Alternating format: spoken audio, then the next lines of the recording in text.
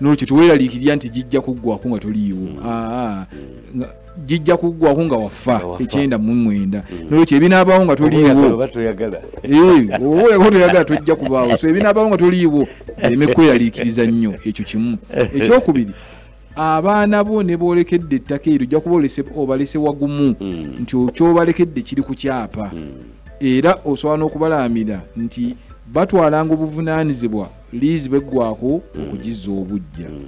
Ekyokusatu ekisinga n'okusanyusa ennyo mu kyapa ekyo mulimu akawaayiro kenzije mbagamba mulimu akawaayiro akagamba nti liizi ne bweggwako bw'oliba toyagala kugizza bujja kale oliddamu n'ofuuka ow'ekibanja. Kitegeeza tewali kweyaliikirira kwonna nti ebintu biyinza okufa kubanga liizi bagikuggye. Olwekyo makubo gemba kubiriza okuyitamu buli ayina ekintu kyonna ekiyitibwa ettaka oba kabanja oba kapuloti. Omanyi mu lusi temubyawula. Oli bw'oyogera ku kibanja agamba nze nakapuloti tebayogera ku nzi.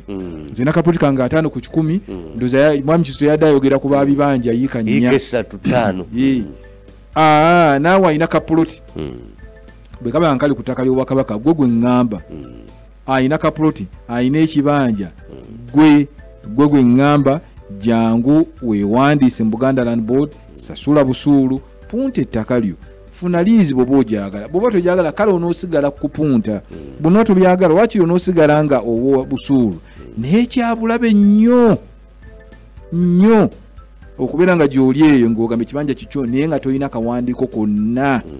Owooza kimu nti bajjajja bali awo muwulidde mu kibba ttaka basenze abantu tulabye ebijja myaka 2 myaka 3 myaka 4 myaka 5 nga babisenda ensonga tewali biwandiiko byonna biboogerako. N'olwekyo twewala embeera eyo ebya dduka gundi jangu ntaase nkoze nti RDC nnyamba poliisi mu nnyambye tebanyambye ebintu ebyo byonna ebyeta amaziga tubimalewo nga tugenze mu Buganda Land Board tunyweze obusenze bwaffe nga tufuna ebiwandiiko.